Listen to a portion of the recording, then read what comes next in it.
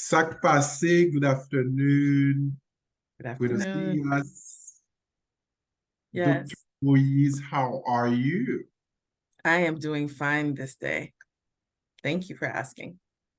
Wow, it's such a pleasure to have you as my guest at the Center for Faith, Reason, and Dialogue. We're going to have a great conversation. Uh, we're going to explore the multifaceted relationship between art and the Vodou Lwa and your work. We're going to highlight the ways in which your artistic expression helps to convey and embody the spiritual beliefs and cultural practices of the Vodou tradition in Haiti and the Haitian diaspora. So I'm really looking forward to having a good conversation with you. I know it's going to be amazing, and our listeners, our audience will profit from our dialogue. I'm excited. Let's get this Yeah, started. let's do it. So my name is Dr. Selucien Joseph. I'm the host of the Center for Faith, Reason, and Dialogue.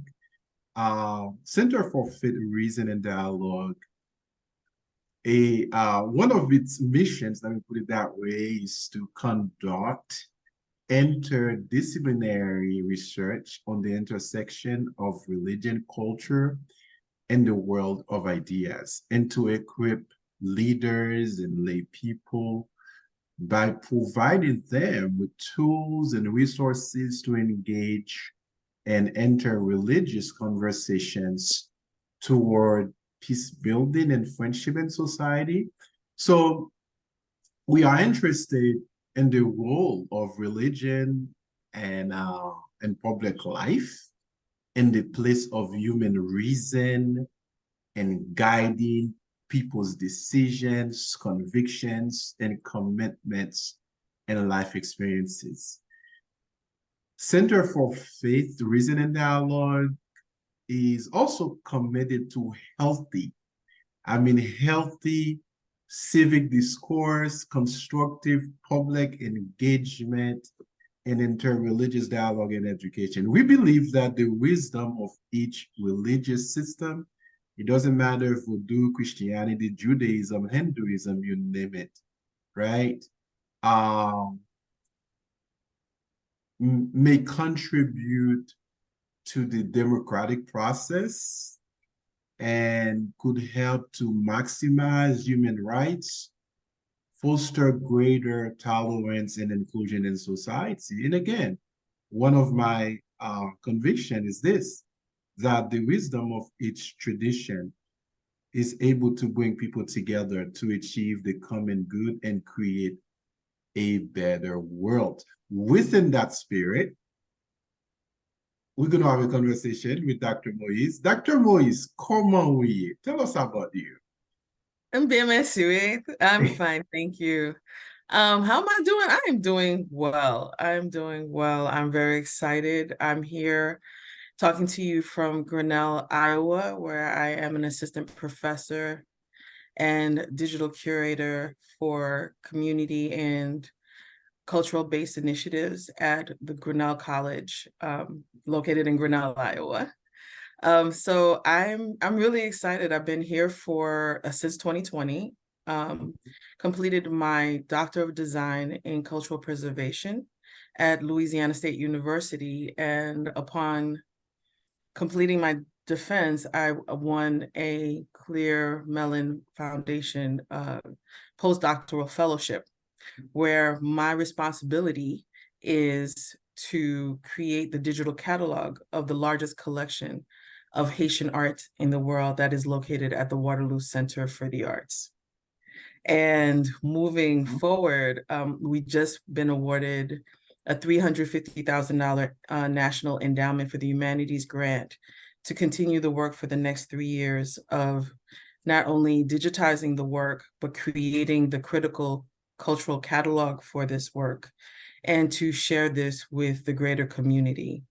And this week, actually, we have 31 cultural leaders coming to Iowa. So in a sense, I created a petit pèlerinage, a little pilgrimage for everyone to come out to the corn and for us to discuss what is the concept of the laku when we think about it in digital spaces. So I'm very excited about what we've done, and I'm very excited about what we're going with this project. Wow, this is exciting. So you are a scholar, you're a visual artist, and you did your postdoctoral work at the art collection, the Temple of Narive. It's a Vodou peristyle in Port-au-Prince, Haiti.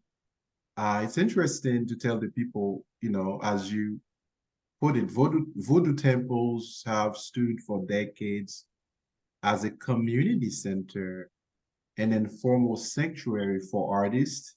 So your research focuses on the use of contemporary art and sacred Vodou spaces.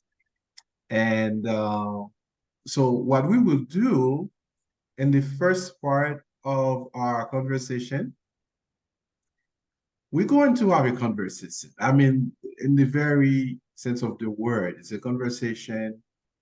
So we're going to ask you some questions. So we're going to talk together about, the relationship between Vodou and sacred art and your work. Then we're going to transition to visual. So some of your visual pieces, we're going to show our audience your work, and you get a chance to explain, to describe different pieces uh, to our audience. Now, I should point out, when we show your work, we're going to look at a actually 9 pieces that you've entitled Visage de Mes Chemins. Mhm. Then there's another 2 parts which you call Pouse Fle I. That's part 1, Mitan nature, or Mitan nature, and Mitan nurture. Mhm. Then we're going to explore another piece called Zèl Ou, Wanga Maternel in 3 faces, where you have a collection where you are able to draw the what you call the pattern to birth in ancestor. That's Yes. the first phase. And the Mhm. second phase is called piecing the birth in ancestor, right? Right. And then the final part is completing the birth of an ancestor. Now, before we move to our questions, I would like to share with our audience a fantastic display of your work. Actually, it's a video. Let's do it now. There we go.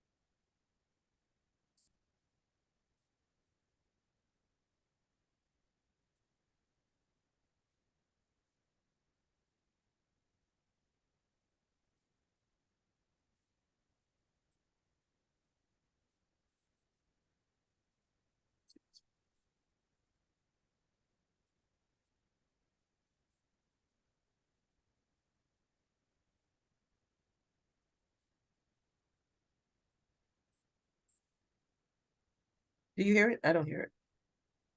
Did you hear? I don't hear it.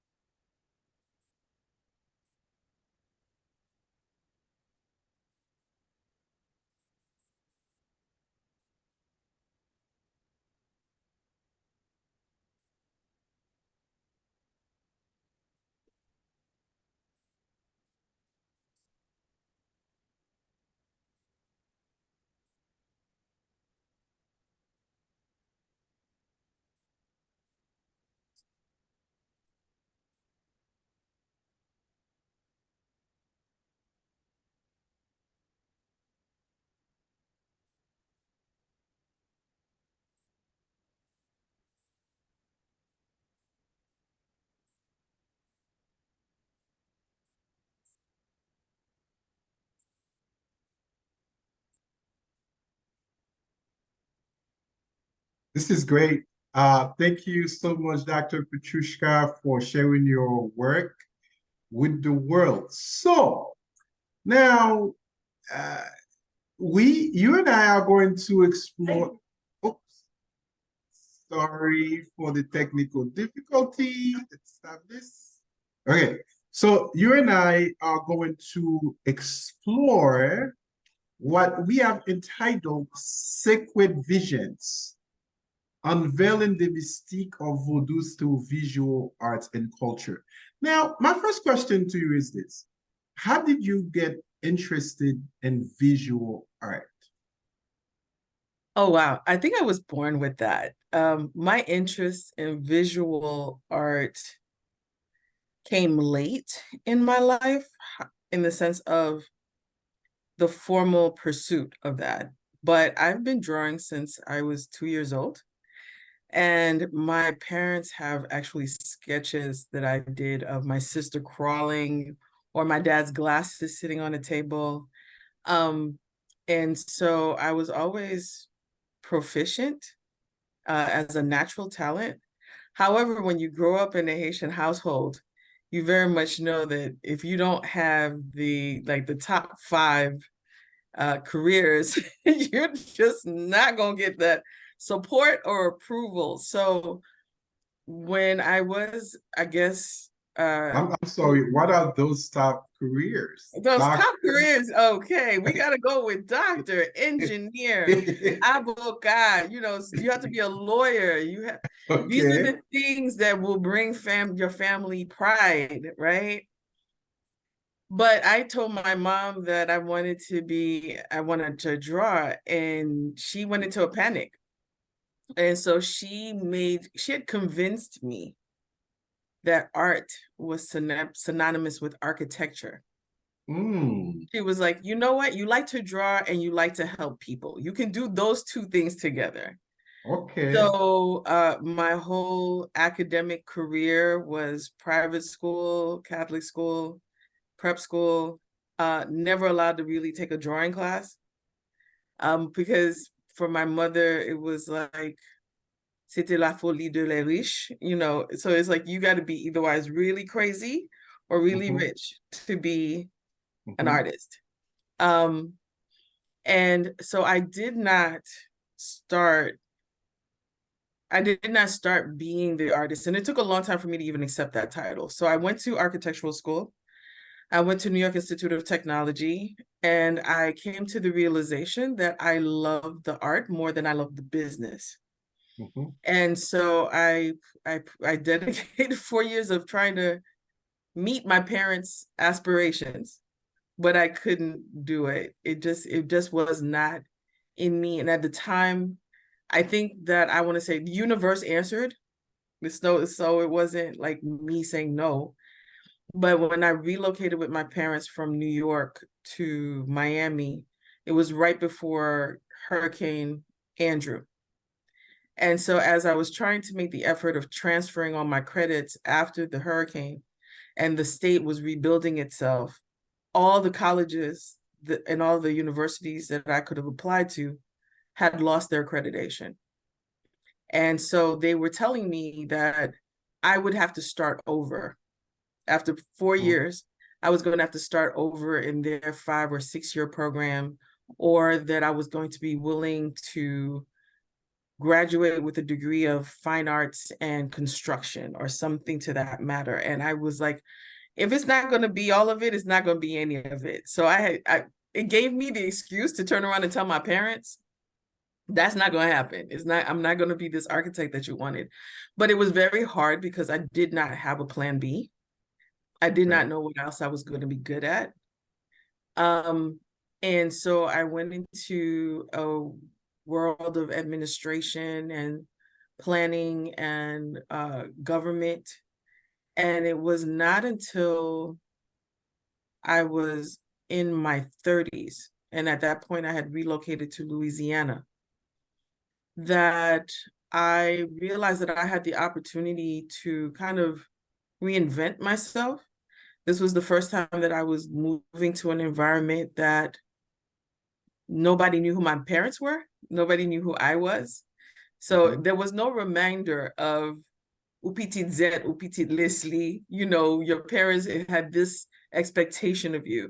Now the only expectation I had to meet was my own, and I really didn't have one. So I kind of went back to, what is your earliest memory of yourself?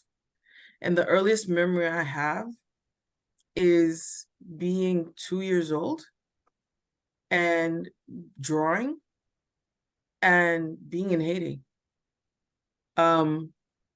The first time my parents took me back to Haiti, I was 2. And I remember— You were not born in Haiti. I was not born in Haiti. I was born in exile. Okay. So my parents came here to the United States under the dictatorship.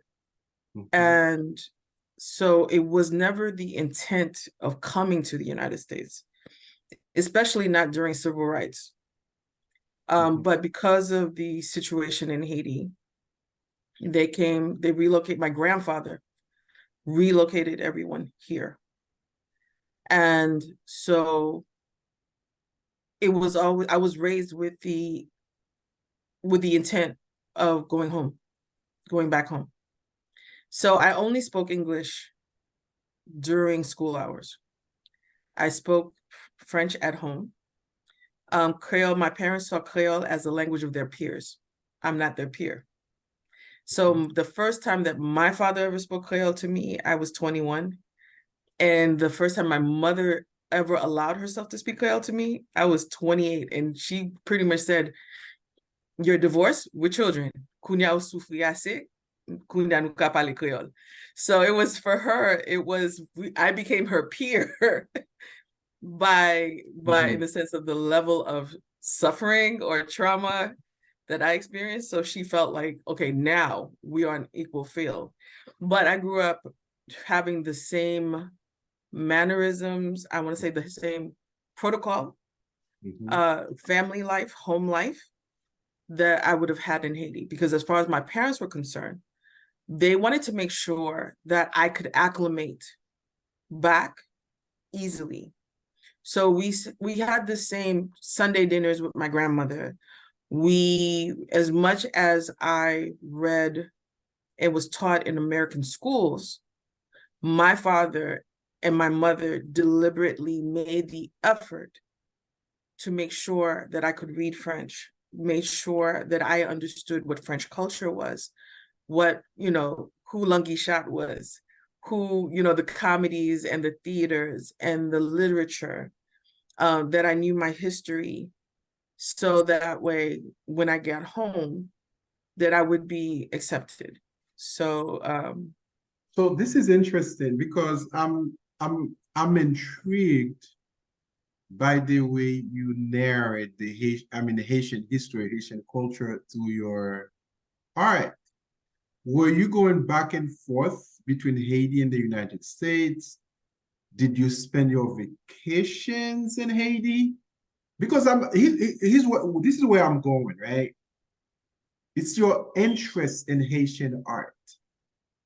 You see, how did you get to that level? How did you? I got to that level because of my experience in Louisiana. And because before, as a kid, it was my parents were very much into literature. So a notebook was for you to write in, not for you to draw in. So I used to get in trouble a lot because I would draw. I would draw what I'm seeing, what I'm feeling. And my parents were more supportive of literary works. I had a lot to say. I've always had a lot to say. So their whole thing was write it down. Okay. But for me, the reason that as we get into what is my work is a search for my identity. Because of the fact that, yes, I used to go home for vacation, and it was always a dangerous kind of effort because of the fact that the Tonton Makuts were still around. And as a child, I just kind of understood these are the people, this is why I'm not home. I get to Haiti. I mean, growing up in America, nobody recognizes you. And you hear the stories of your parents. And my parents were young. So how they experienced it, I felt the steward of their stories, the steward of their experiences. I was the firstborn of 3. I was supposed to be the one to make everything right, to carry, not to say carry the weight, because it wasn't like my parents said, it's your job to make it right. But the choices they made were very deliberate to make sure that my sister and my brother, had opportunities. And I felt that my choices had to be very deliberate. But when I'm in the United States, there's nobody that recognizes me. There's nobody that knows I'm a Moise. There's nobody who knows our history. So being lumped into other narratives, especially at the time in the 70s and the 80s, it was like, you're in America now, be American. So people would hear the name Petrouchka and know it's Russian. And then we had the Cold War going on. And so people would say, oh, you're in America now, you have to be Patricia. And I'm like, I didn't go through Ellis Island. My name is Petrouchka. And then Moise, oh, that was just double the fun. So it would always be where I was always having to confront situations where my identity was being questioned or watered down. And as a little kid, I was always defending it. But then when I would go home to Haiti, because I'm there for 21 days or I'm there for the summer, it was, are you Haitian enough? So I would always be, even though when I get off the plane, they would look at my face and be like, oh, Nessa, bouche ça, Joel ça c'est haïtien, oui, ça c'est Moïse. So they would look at my face, they would see my nose, they would see the cheeks, they would see the way that my face is shaped, and they knew who my grandfather was. And to walk into a space when you're going to Rivière Froide, where my grandfather was, when you're going to Pouse Fle I, where my grandmother's house is, when you're going to Jacmel, where my mother was born, or Saint-Louis du Nord, where my great-grandmother was born. And I know these places because I know these stories. So of course I want to know my people. But then at the same time, I've got to go through their litmus test. So it's can you say water? Can you say the number 8? Do you know this street? Do you know that street? And it was me practicing all of those things, and then the joy that my parents had of their native home. And so when my sister and I, because my brother came later, my sister and I, we knew it's like, yeah, we could have a nice car pick you up at the airport. But as soon as we got to my grandmother's house, we wanted to drop our bags. We wanted to put a mouchoir on our head. We wanted to get on the back of a camion, and we wanted to be in the streets and eat the food and everything like that, So, and my dad indulged us. And so we saw his Haiti. even though Haiti was changing, I could still see the Haiti of their childhood. And so what made me come into my art is that when I moved to Louisiana, like I said, this was the first time that I was not in my Brooklyn community, my Caribbean Haitian community, or my Miami Haitian community. And I was in this other community that smelled like us, moved like us, talked like us. And I didn't know the connection yet of Louisiana and Haiti the way that I do now. And so when I'm hearing music, I'm here in the street, I'm hearing the way the people talk, I'm smelling the food, I'm seeing the colors. And then when I started to really connect with the Creole identity, that's what Americans call our identity in an American landscape, is Creole, and realize that they still speak our Creole, because people will say, oh, well, we speak Creole. And I was like, yeah, sure you do. And then I went to Point Coupé. I went to different places along the river in Louisiana. And c'est bon Creole. It's the good Creole that we speak. And I realized that this is us. This is us after 1804. So this isn't, I like the connection, how you were able to connect different pieces about your family background and the different spaces that you have lived. You mentioned Boston, Miami, Brooklyn. Brooklyn, I'm sorry, not Boston. But as an artist, as a painter, how does the Haitian culture inform your work? For me, as an artist, the Haitian culture informs my work because it talks about the multiplicity of my identity. The thing about it is, coming into a space and being raised in Brooklyn in exile, it was raised in fear. That was the first thing. It's like you're learning to unpack the fear of representation, right?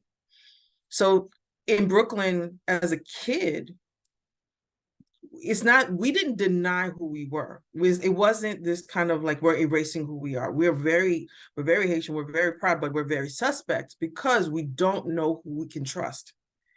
We're coming into this landscape, and I was around my father and his colleagues, and they're always talking about going back home and how to help home. And I saw that in the spaces that I took to being mine. So Prospect Park on a Sunday when there's a drum circle. So I started listening to tambour when I was really, really young. But what I've come to even now in my memory of that is starting to realize how there was a part of restorative justice in that process, where my father was trying to teach me Haitian culture, but he was also meeting up with other doctors, other nurses, other people from hospitals who were talking about what we could send back to Haiti in that space. So it was this kind of like, this is how we take care of community. So the Haitian narrative for me, the Haitian identity for me is taking care of community.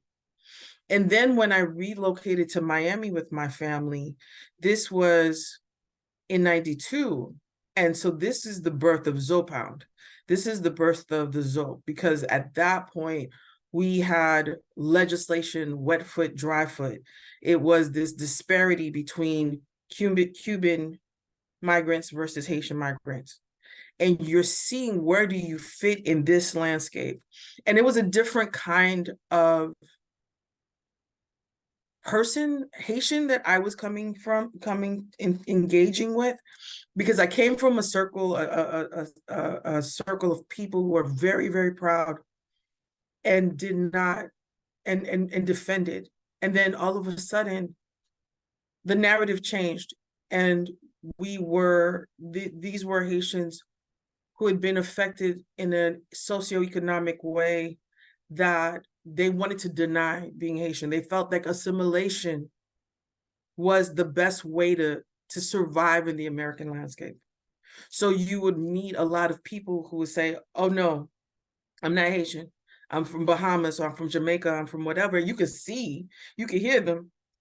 But because they didn't see the win, because of the pain and the torture that they had gone through, and then to be treated the way they were treated.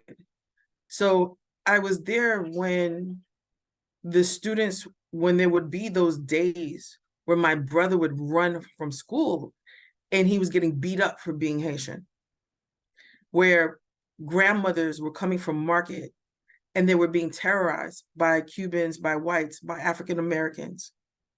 And you saw children not speaking Creole at home. They were being told to be more American. And yet, all in all, there was this imagination of what Haiti is, what Haiti represents, by these children who'd never seen Haiti. But they took three principles: l'école, l'église, la caille, home, school, church.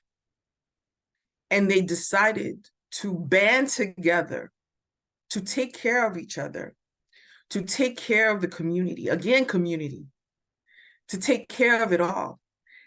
And then they were able to say what, because once you start to have an idea, the idea has to take shape and it has to have a visual.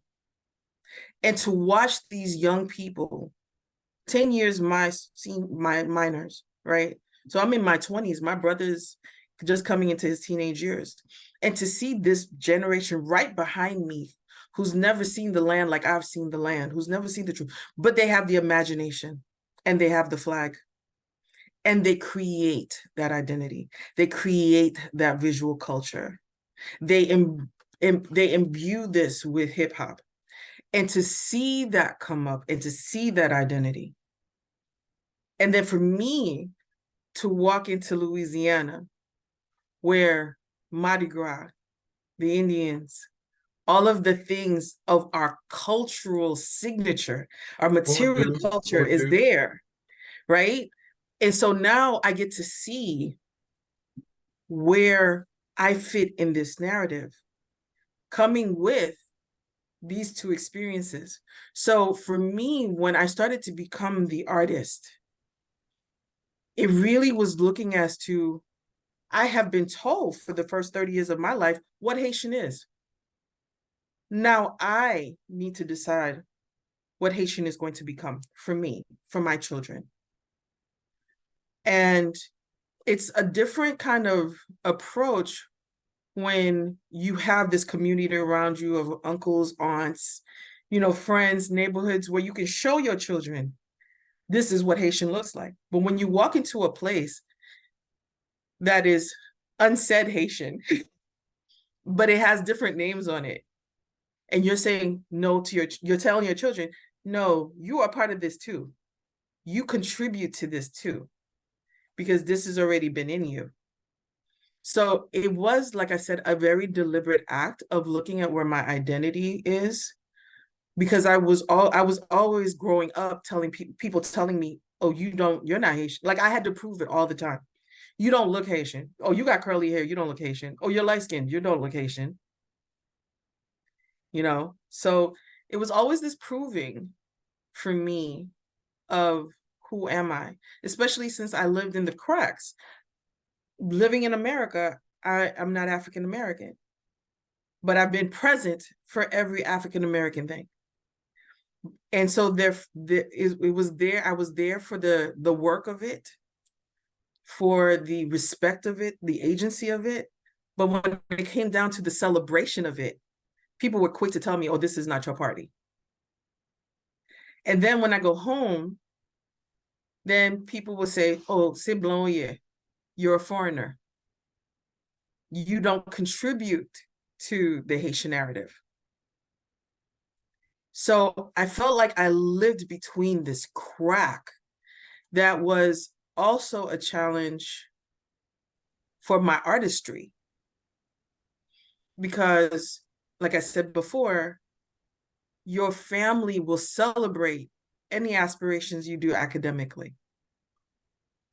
If you want to be a lawyer, a doctor, an engineer, and then you're a Moise. So for my family, being part of the Haitian Revolution and moving forward, it's always been, you're going to be the leader. You're going to be in a responsibility of the big picture. But as soon as you say, oh, on top of that, I want to be the artist too, there's this withdrawal. I mean, my family is very proud of me, but I can say they're proud of me now. But when I first started out saying I want to be the artist, they're like, okay, you got a good day job. Don't leave that. Don't, or well, what people say and people think. And it just was something that I needed to do. And then when I started to do my art, there was no Haitian community supporting me because that isn't, it's not of value. So then the people who are becoming my patrons are not us. So then that becomes this thing of where you are trying to create work to identify yourself. But the very people that you're trying to identify to and for are not giving you validation. So did you have to create that identity for yourself? Or did you have to embrace what was already there? So I'm speaking from a person who was not born in Haiti. And you mentioned the different struggles, different expectations from family members, and what Haitians, the trauma, right? The Haitian people went through, and started in the late 1980s, 1990s, the both people connotation. So, for example, people in Haiti have some very, what I would call symbolic markers, the way they understand Haitian identity, Haitian culture. For example, they would say, okay, Creole, Vodou, Gage. Do you see where I'm going? How did you have to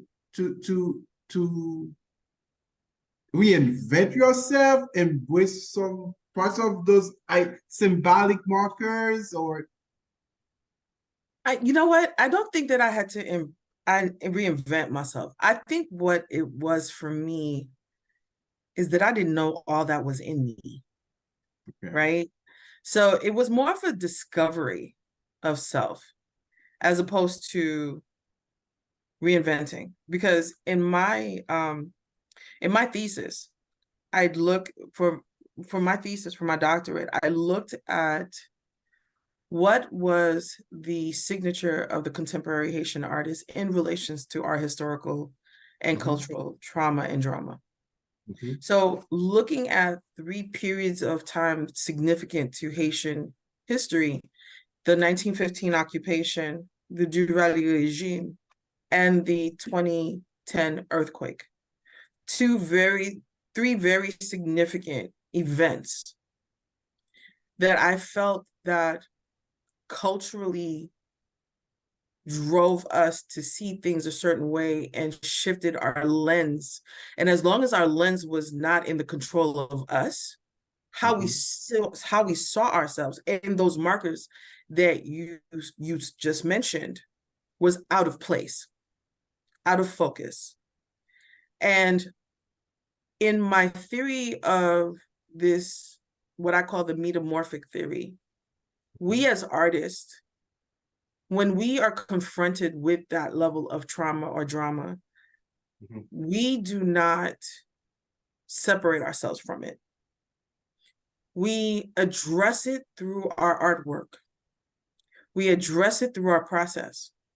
Because for me, when I looked at the history of art making, and the people who have been identified as the masters, and those of us that are now new and emerging, there is something to be said that we can learn every single art form, but yet there is something about the way we choose to do it that I call it like a little level of stank. That's my phrase of using it. We put our stank on it. We put the Haitianness in it. We sprinkle a little something in that art form that makes us ours. So what is that thread that connects us wherever we are in the diaspora that makes it Haitian? Because one of the things, as I started in my art form started in wood, and it was really I'm self-taught. So it's a happenstance. And like I said, it was always this, I created what I created, but there was this identity, because when you start to want to show at galleries, people want to put a label on you. Which is just the standard. It's Western provenance. That's what it's done. It's like, what kind of artist are you, right? So there's this European demarcation of types of art and eras of art. And so people saw my work and people said, you're an abstract artist. And I said, no, considering what the definition is, I'm not an abstract artist. And because my work was intuitive, I see a piece of wood, and what people might just see grains and lines, I actually see people. I actually see things happening. So when I'm approaching the wood, what I'm trying to show you is what the wood is already telling me. So when people try to say, well, what kind of work is that? I really started to search for who else is treating wood the way that I treat wood. Who else has the same technique? I couldn't find it. And then it became the name game. Well, Petrouchka, if you have this new technique that you've birthed, what are you going to call it? So then it became, is my phrasing going to be French? Because that was my primary language. Should it be English because I'm sitting in America? Should it be Creole? Then I was like, people saying, oh, you're an African-American artist. And I said, no, there is a pedagogy to African-American art. I don't subscribe to that. So then someone turned around and said, well, your mother and your father are Haitian, so you're a Haitian artist. That was the first time I said, I'm not worthy. There was this sense of I needed to be worthy to call myself a Haitian artist. So I started to investigate Haitian artists, their philosophies, their movements. I fell in love with Rosemary Desruisseaux, the most celebrated but uncelebrated person. Her name should be on the tongue of every child, but we don't know of her. But she's been present for everything. And I started to look at what does it mean to be called a Haitian artist? And then I started to go to different places. And then I started to see our own internal disconnect throughout the diaspora and in Haiti. So when I was in Jacmel for Carnival, and I went to Wisentan and Recommerce, and I was talking to the different artists and the different gallery owners and stuff like that. And when they would bring me or show me a work that was in their mind European, they would say that this artist is a sellout. And I said, well, why?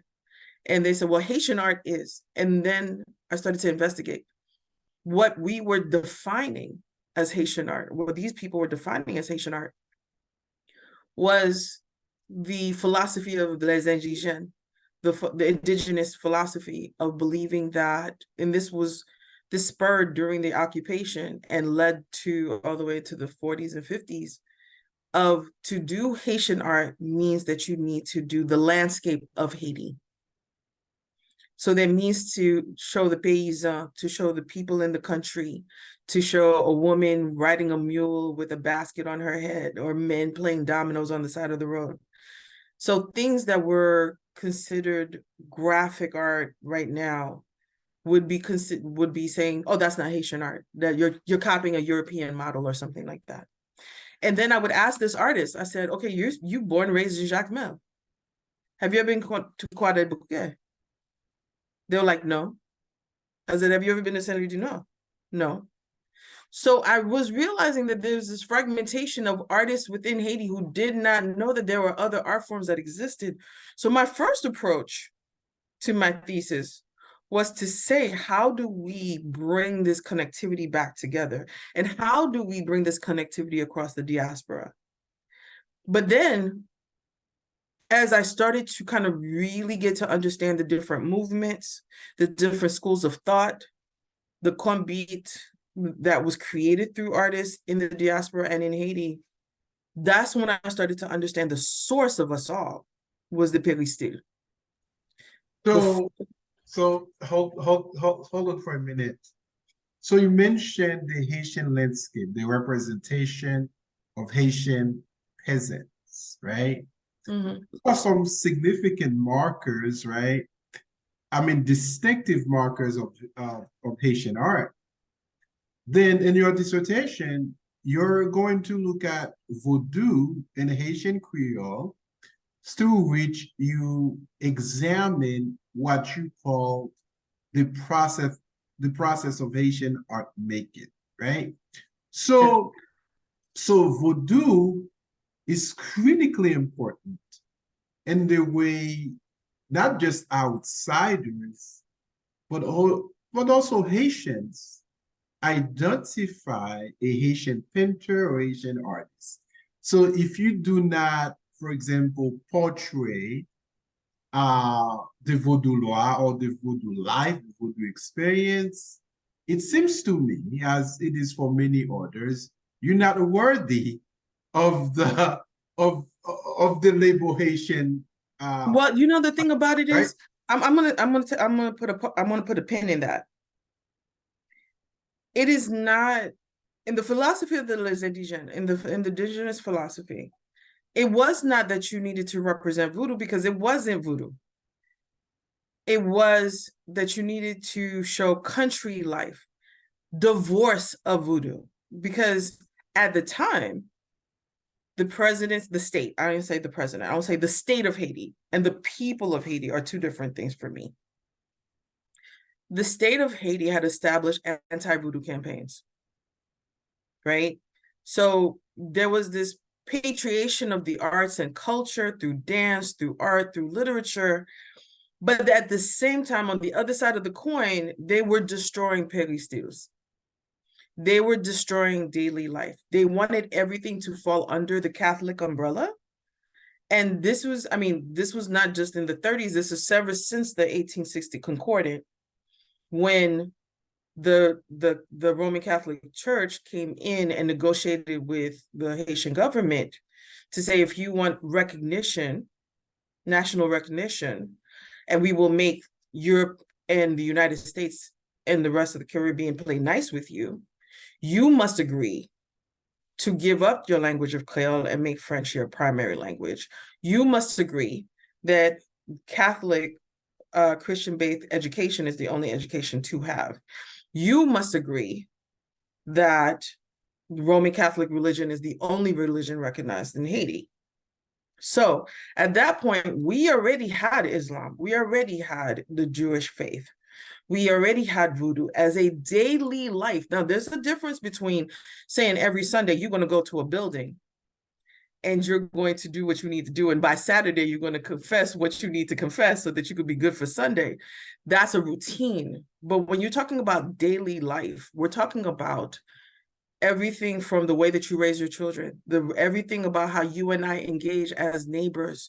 We're talking about our way of doing business, our way of caring for our old, the way of caring for our sick.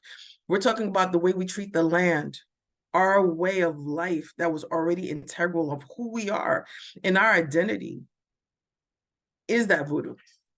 So talking about so let me just like kind of bring it forward. Mm-hmm. So when we start to think about Haitian art, these artists who were initially designing and decorating voodoo peristyles were under attack. And so therefore, our culture went from the peristyles to the museums in the sense of hiding, what I would call protection. Because now we had Saint-Oudard, which was established by DeWitt Peters, and he was picking up Hector Hippolyte, Wilson Bigot, all of these artists who were working in the peristyles, who had day jobs, who were painting in the peristyles, and now he moved them forward over to Saint-Oudard in Port-au-Prince, which became a protective space for artists. So it's not where, in order to be Haitian, you have to do this voodoo work, right? it was at that point, in order to be Haitian, you had to do a peasant scene. You had to do a country scene. So things of surrealism and modernism and all of that was seen as the European, but to do this, what they wanted to label us as native or primitive artwork was seen very limited, singular scoped. And so for me and my thesis, as I started to unpack this trauma and drama, it was not in the production that I started to becoming intrigued with how voodoo plays into this. Because like I said, my identity was not being reinvented. It was being packed, reinvented in the American, I want to say the American vernacular, because if I say this, then people who have been here long enough can say, relax, relate, release. That is that American philosophy, American psychology of when you are faced with a traumatic experience, you are supposed to separate yourself from that, bring yourself somewhere else that is safer, and create a new identity. We as Haitian people have not had that safe space, that safe understanding. When we confront trauma, when we confront anything that is of danger, we pack that in like a poto Mitan in a ceremony. And we build on those experiences. And we draw from those experiences how to answer to the trauma and the drama. That's why I say it's not a reinventing, it's an understanding of what is already there. And when I interviewed these artists, these new emerging artists, like Tessa Mars, Florine Desmotin, Stéphane Arbois, and what I came to understand in interviewing them and others, what makes us Haitian is not what we put on the wall. What makes us Haitian is our process of understanding what we are trying to answer. So all of us, as I came to that realization of, we center our work as the Poto Mitan. And we introduce light, we introduce music, we introduce prayer, we tried to become in communion with the work. So the same way in a voodoo ceremony, there's the Poto Mitan, which we say is where God lives. And we dance around the Poto Mitan in ceremony, being in communion with God. It's the same way as an artist dances around its work. Actually, I'm sorry, this is where I'm going to my next question. Mm-hmm. So what role does Haitian art play in conveying the spiritual significance or the spiritual life of the Haitian people? Or we can say Vodou art, for example.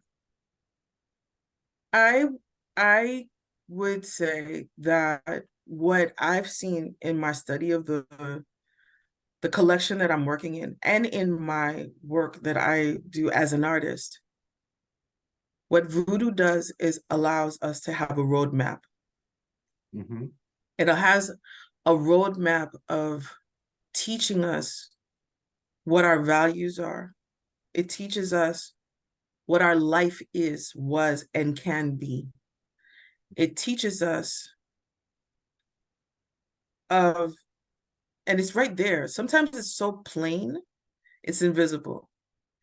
I know that for me, when I was growing up and I would see these works in these catalogs, it helped me to bring a certain type of mass or imagery to the stories my parents told me. So when my mother would talk about a camion, I could see it. It's there. And I could think about it going up a hill or going across the street. When my mother would talk about iguas, and it scared me, I could imagine being at Mardi Gras and hearing the crack of the whip because I'm seeing a Wilson Bigot. So it gave me this world that I belong to. And I'm hoping now with the work that I do, that I could take all of this work that has been sitting in these museums, not near communities that we can engage, and we can start thinking about what our memories are, and also think about what our futures can be.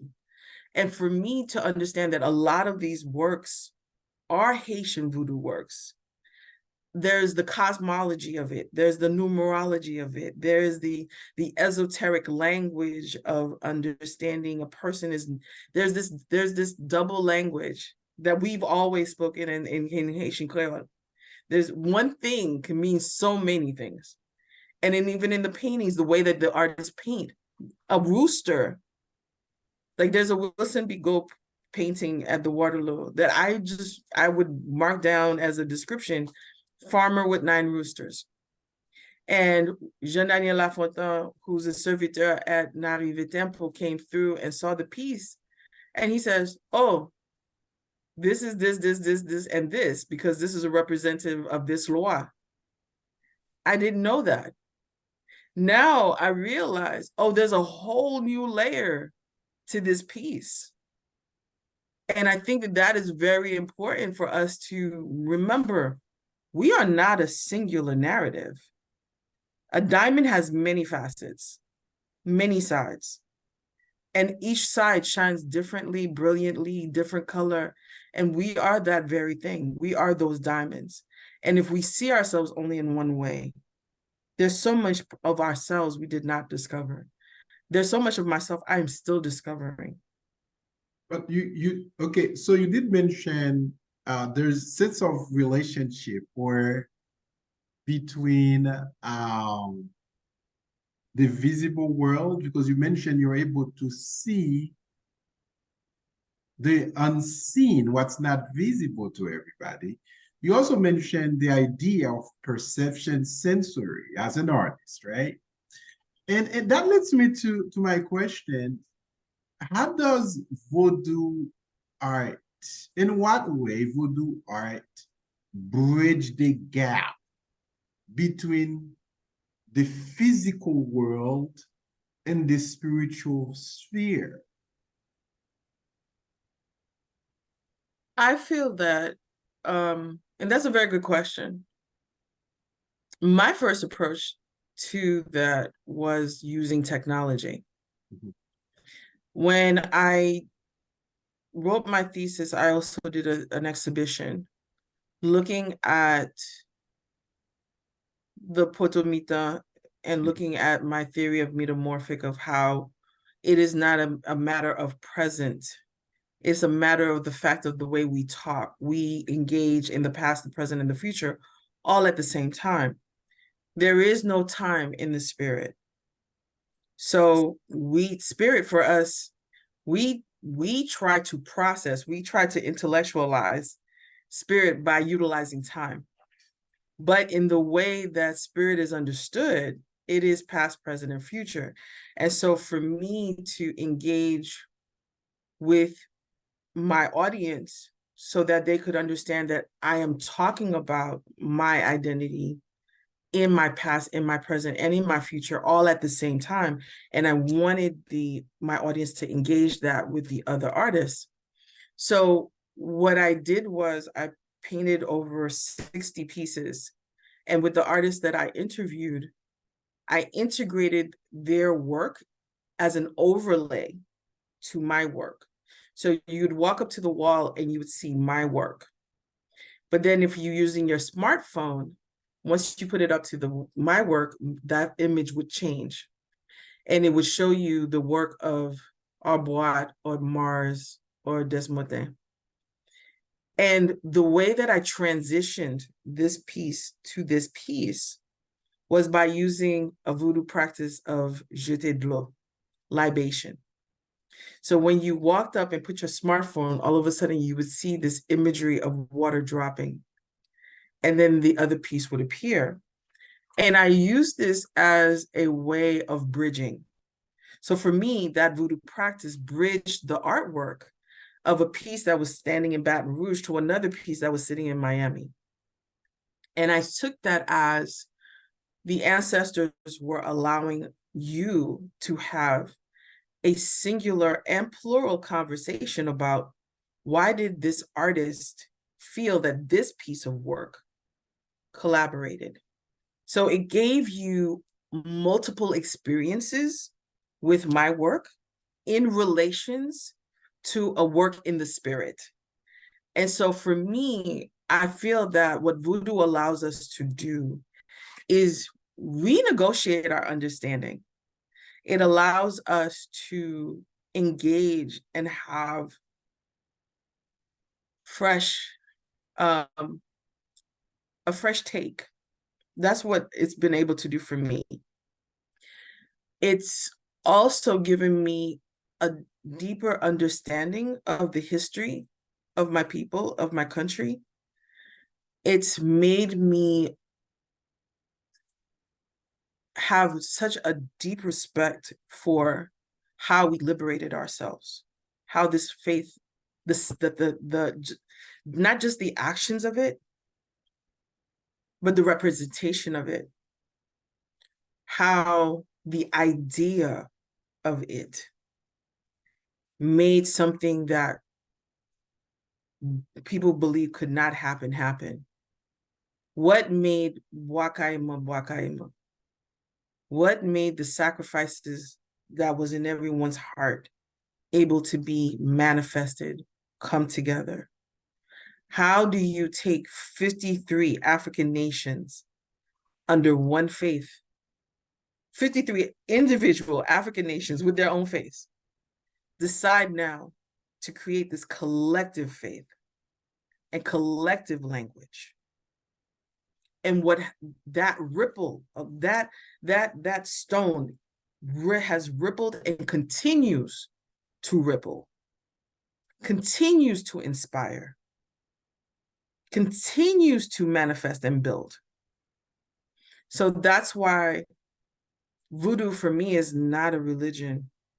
It's not this pick it up on Sunday, drop it off on Monday kind of thing. It is, like I said, that daily life of engagement, of seeing my colors, of seeing my paintings, to seeing my conversations, and to seeing what it is that I'm leaving behind for the next generation. So it's a way of life. So we're gonna look at some of your pieces. Okay. And we're gonna ask you to summarize each one. Let's get there. We're going down the rabbit hole. Okay. Yeah, yes. This is where we are. Let's see here. Are you able to see? Okay. I'm able to see. Just 1 second. Let me. Just 1 second.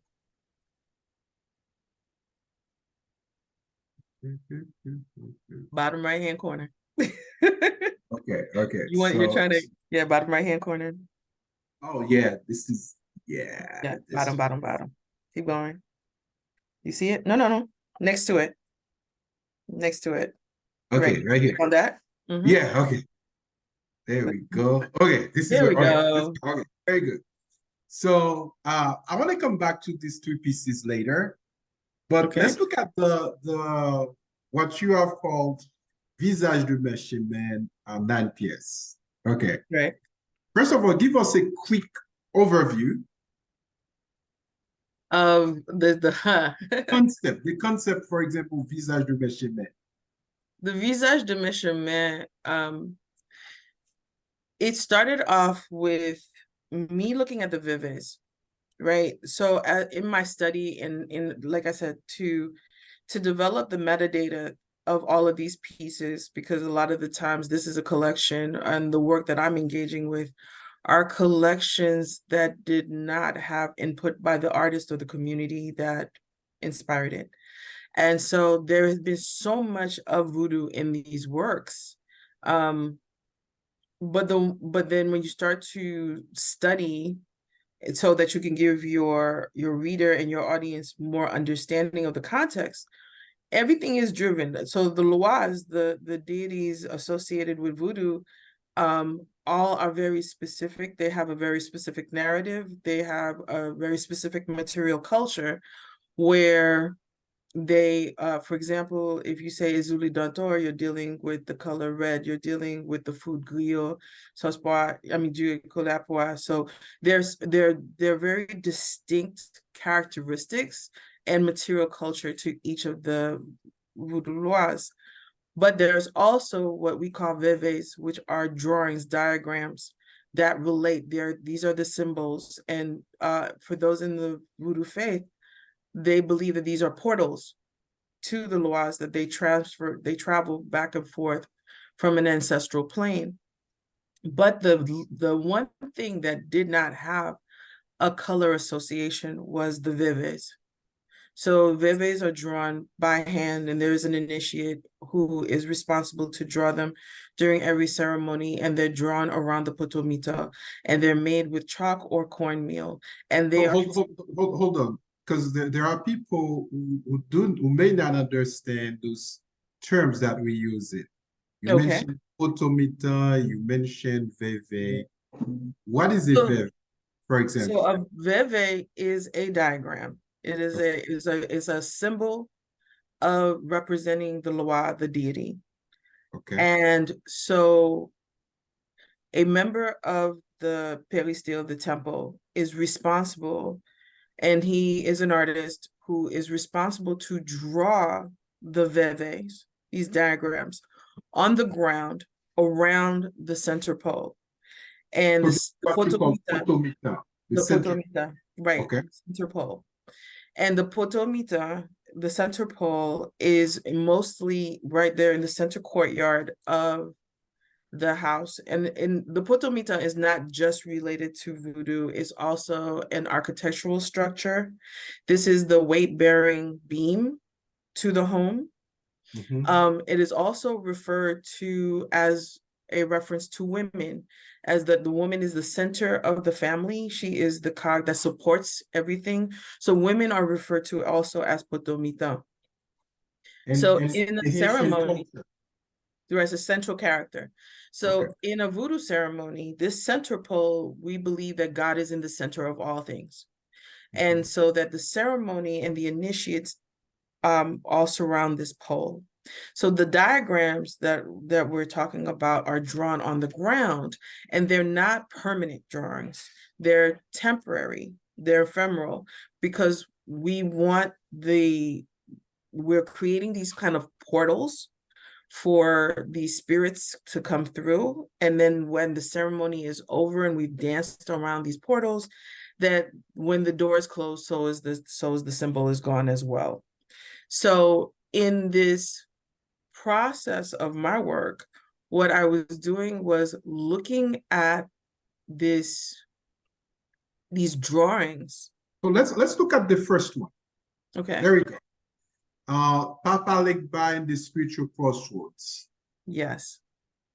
So in this piece, Papa Legba is a very important deity in the voodoo cosmology. We believe that he is the one who is responsible for opening the doors to communicating with the ancestral side. So you would probably say, if anyone has watched the Black Panther, there's a lot of Haitian voodoo in that representation of crossing over. He would be the gatekeeper. And in his representation, he is always seen as having a crutch or a cane. He's always having a dog. Yes. Okay. So he has a crutch, He has his dog by his side. He is said to have the satchel, and he has a straw hat on. And he's always got his sack. His sack, right. Well, that's the crutch. Sack? That's the crutch. That's his crutch. Right. He's got crutches. And so he's always represented as an old man sitting at the gates or sitting at the crossroads. And it's always said that when you have a decision to make, or you are at the crossroads of a decision-making situation, you go to Papa Legba. If you're going to go to a ceremony, Papa Legba opens up the ceremony. But my work with looking at the veves was, if I never knew the stories, how would I know that this is Legba? You know, because I don't want my experience to be that of memorization. So in my drawings, in these drawings, I did not go to the story to decide how the drawing was going to be.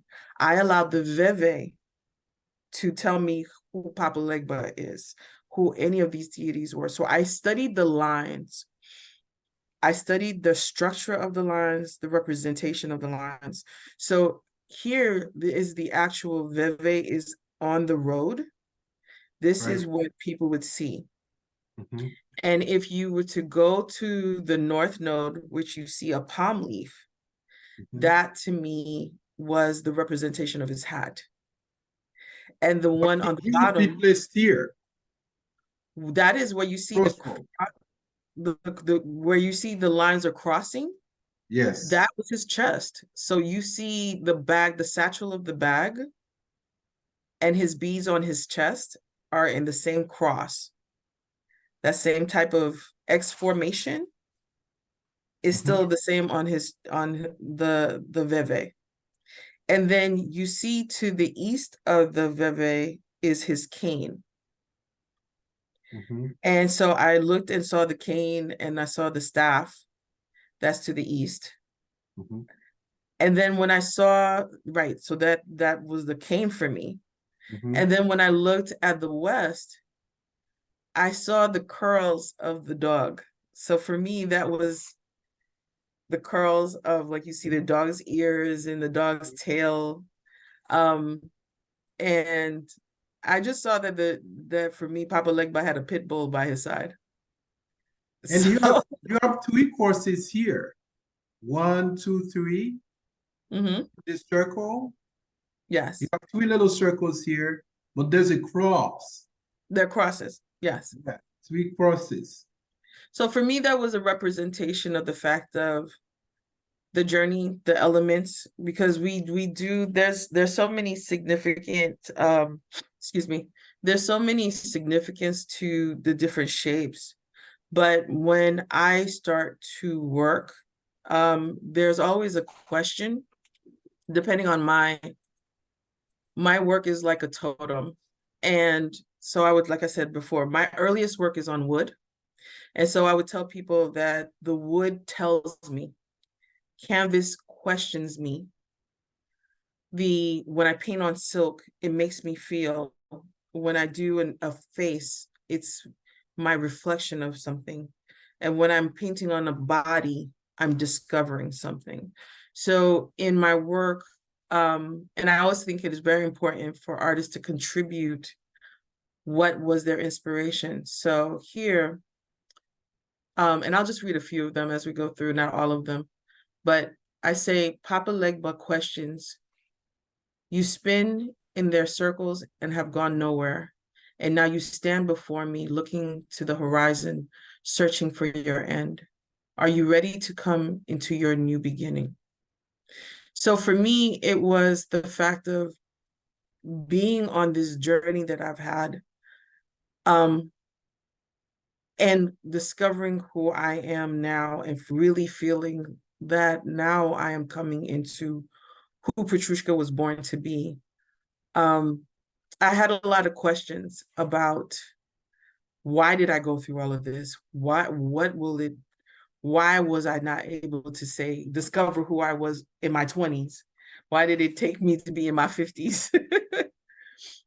I don't hear you, you're mute. Let's look at the second piece. You mentioned something.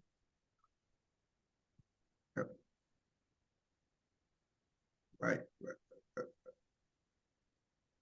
Enter. I just hit your arrow button, it should bring it down. Yeah, I did. I'm not sure. Okay, let me try again. Okay. So now you mentioned something very significant, at least to me. You said you listen to the wood. Yes. I mean, what do you mean by that? Do you hear the voices of the Lwa as you're drawing, or? I've been drawing on wood for the past 20 years. And I wouldn't say at the time when I was doing it, I wouldn't have said it was the Lwas. I just would have told you it's what's in the wood. And I found myself respecting the lines of the wood, the grains of the wood. Like, I would not erase the wood. Like, some artists, they whitewashed, they painted all one color, and then they used the wood as a background, right? But for me, each line, each grain, I felt was like a Polaroid. It felt like it was an experience, because when you're in third grade, they teach you that when you cut into a tree, the circles in the tree is the age of the tree. And when I started to look at plywood and birch, I started to see people in these lines, in these images, these groupings. And I would hear them tell me what they're seeing. So when people would say, oh, you're an artist, you painted that. I said, no, I'm a storyteller. I'm just telling you what the wood is already telling me. But when I moved to canvas, it was a question that I had to answer. So one of the things is I don't sign until the conversation that I'm having in my head, or the conversation that I see is over. I can't sign. So there are times where, like I said, I wouldn't have not said that it was the Lwas. I would just say it's the spirits. You're muted. So the second piece is Azaka, the law of agriculture and harvest. Yes. Tell us about this law. Well, in this one, you don't see the veve so much because you're standing in it. So in this, the imagery, the veve as is drawn by the initiate, it is a square with squiggly separated lines. So it's a box, it's a square with little boxes inside, right? And then you see the sickle, and you see different images. And so for me, Azaka, who is the law of agriculture, I felt like, oh, we're standing in the field with him.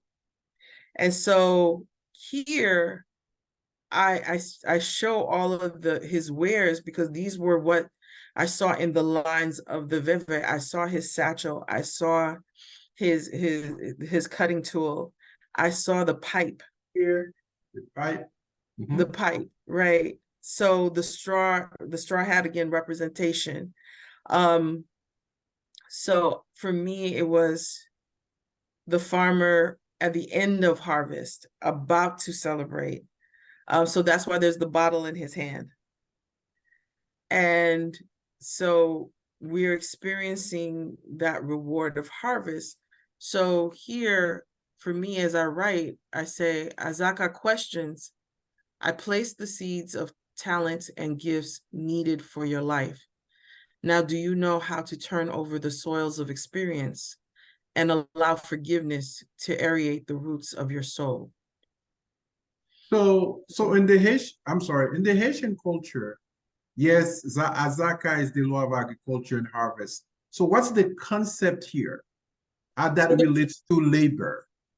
As it relates to labor, to myself, like I said, this is called the chemin de mon passage. So this is my path of, this is my field. I've planted seeds. I've planted my talent into having this world that I live in now. But yet, just because you plant the seeds, that doesn't mean that everything is going to automatically grow. So I feel my conversation with Azaka was, because I have now this soil of experience, am I going to allow for forgiveness of myself, forgiveness of others, to allow the space that my soul needs to have those roots? So we have to understand that the elements that come into play when we're trying to grow something, you need soil, you need seed, you need light, you need air, you need water. And when I think about the trauma and drama of my experiences, if I were to take those elements and to say, what else do I need? Yes, I need my ideas to have a fruitful place to grow.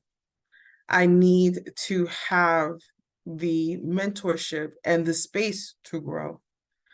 But I also need the forgiveness. And sometimes we forget that in our growth, the grace and the mercy. And so here, looking at how we represent these things of our physical needs, I was thinking about what is our spiritual and emotional needs to being successful, to reaching harvest.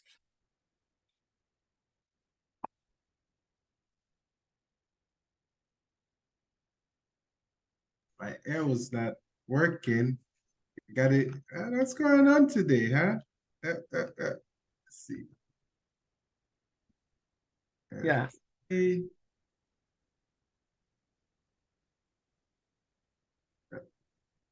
Wow. Okay. I guess we got to do it this way. Uh, technical difficulty. Okay. Let's look at this piece. Yes. Here you have Grand Bois, law of nature and the wilderness. Yes. So when you see the Veve of Gamboa, it looks like it's just like a stick figure with Mhm, a fur coat on. mhm, That's the best way I can describe it. mhm, It's like you mhm, see this head like shaped like a heart, and you see like the shoulders and the legs. And I kind of almost represent it on the tree. mhm. The core, the trunk of the tree is the actual Veve itself. But for me, Gamboa was the first, I would say, Lwa, if I had to associate with the Lwas, because his storyline was that of being the healer. He was the person who knew how to heal through vegetation. He was the one who spoke to the animals in the forest and everything like that. And it really ties into our Teano, Mhm. um, our indigenous upbringing of the island, because the Teano culture was there before the Africans came, and through their engagement with the Africans, we learned so much about the healing properties and the Mhm. poisonous properties of our land. Um, but the spirit of the Teano, even though the people want to say, oh, well, the myth is that the Teanos were extinct, but they weren't. They were able to use the land for coverage, for protection, for healing, for growth, and that has been passed on to us. And so I always identified Gombois as being my ability to speak to the wood, my ability to see beyond what is. And so in this piece, I say, Gombois questions, I gave you the gift to talk to those that came before. The conversation sprouted fauna of sacred understanding. What have you come to heal, and what have you come to leave behind? Very So a good. lot of the times when we think about that, we're thinking about what we're going to heal, but then we have to make sure that we do not take the bad behavior, the trauma with us to the next place. So I felt that he was questioning the fact that, do I know why I'm here? Do I understand my role and my responsibility with the work that I am doing with giving voice to this collection and to giving voice to the work that I plan to do? And what are some of the negatives of our culture, sometimes negative behavior, that we need to kind of heal from? Okay, very good. This object right here, can you describe it briefly? This That is piece. the Veve. That is the Veve Okay. of Mhm. Gamboa. Okay. So in the sense you see it on the tree, but if you also look at the man that is um, beating on the mortar and pestle, he has all the indications on his body as the trunk of the tree. Mhm. So what I excluded from the trunk of the tree was his arms. So in the Veve of Gamboa, there are bands that he has on his arms and his wrists, the poncho in front of his groin area. So I try to dress a human version with the Mhm. same kind of markers as the tree trunk. Very nice. Okay. Here Let's go to your the four pieces. The fourth piece here, Yeah. Mhm. this is Aida Wedo Okay. and Dambala. And this piece represents the serpent and the rainbow, as most people would refer to them in American vernacular. But the serpent is Aida. And so they are the couple, what I call the couple of the pantheon. Mhm. And so Dambala is the father. He is the first of the deities. He writes our time. And Aida Widow is the healer. So she is the creator of our mountains and our rivers and our waters. And they're always symbolized as when you see a rainbow in the sky, that's them. And so for me, it was that relationship, that love. And usually when we see them, they're also on the Hippocratic Oath as the two serpents on as the double helix. Mhm. And I was looking at the fact of the relationship of just the concept of a relationship and how he's holding her center. He's holding her potomita. So in this veve, you have the two serpents climbing the side of this column. And so I found it how a man grounds a woman by holding her center and how she is embracing him as the two serpents is coming up. And see, the thing about it is people will see serpents as snakes as evil, but however, they're healing. And there's many a times where we've used them in representation of healing. And so I looked at the healing um, of that relationship. Very, So I took the stars that are put on the vive as like this type of burst, this type of union, representing the joy, and how you see the third burst is her center eye, like right there at the top of her head, um, and how it is empowering for that support. very good. And here is five. Piece First one. 5 Mhm. is Aizen. So this representation, so you see in this one, I Mhm. use the vivid as the background, right? Yes. So you see the V and the upside down V, Mhm. and you see the stars, and there's the lines. And so that's the actual vivid. But what I saw was in the sense of formation, like Mhm. almost like a military formation. So, Yes. The so background. in the background. And so for me, what she represents, as Aisien, she's the Mambo. She's the first voodoo priestess. Mhm. And she's the leader.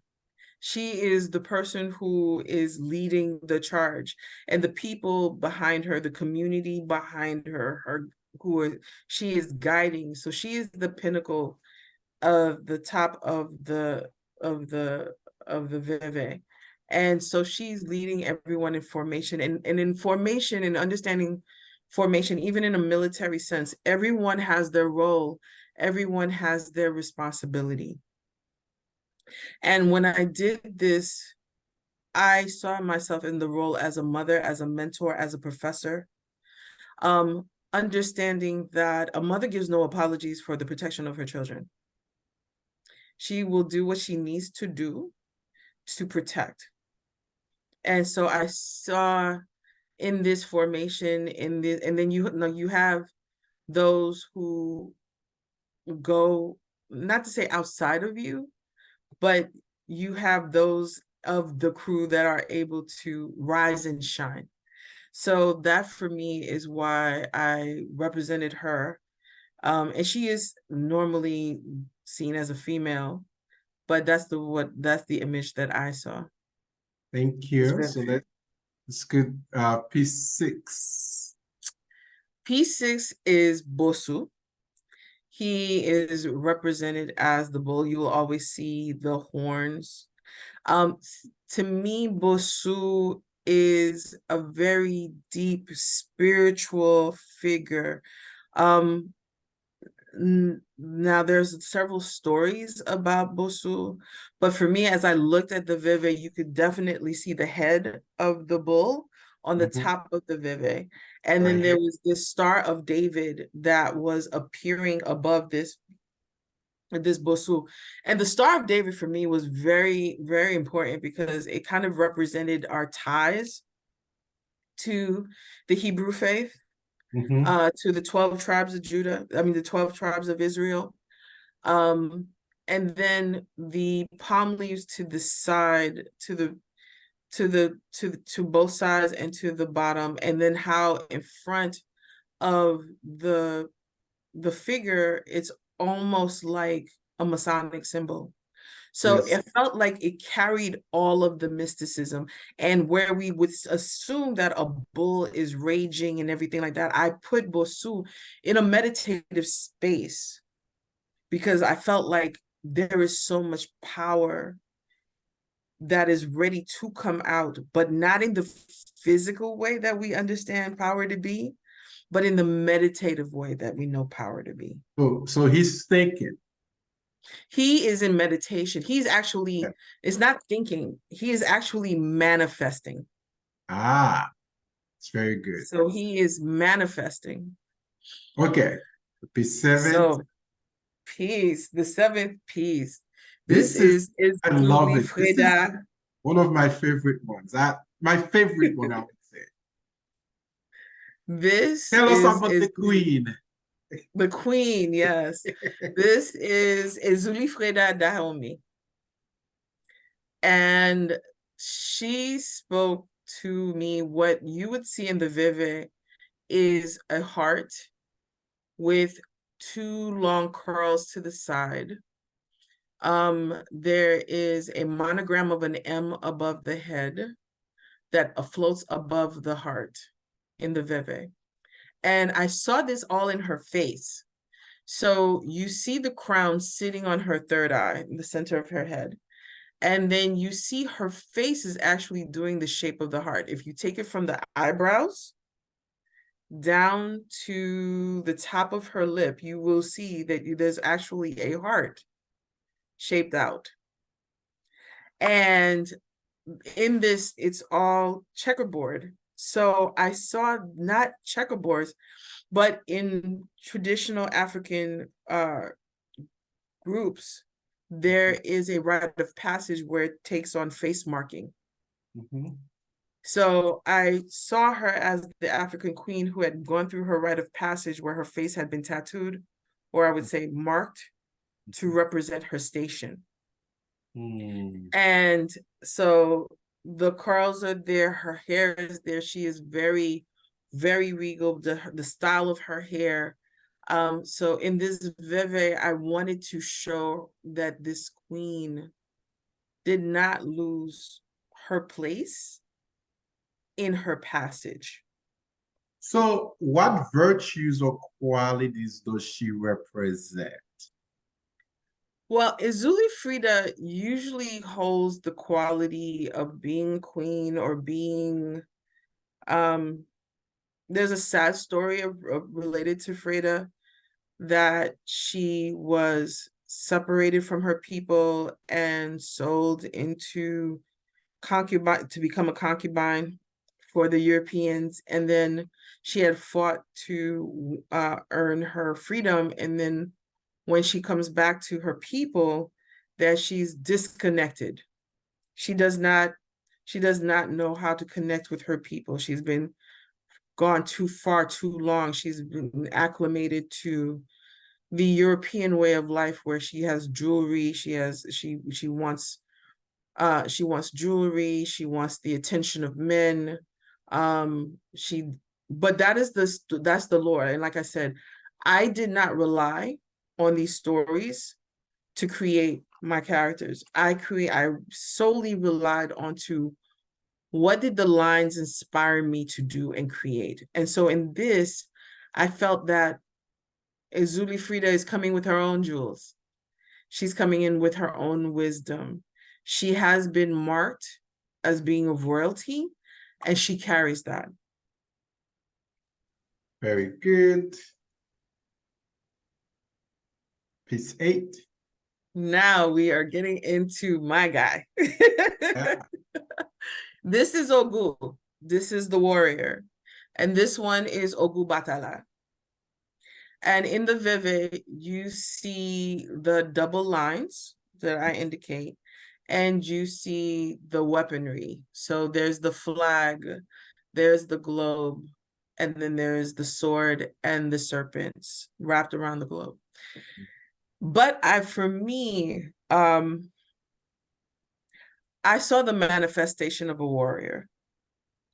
So where in this you have no bodies, in the Veve you have no bodies represented. I felt that in my piece, each one of these pieces were not standalone.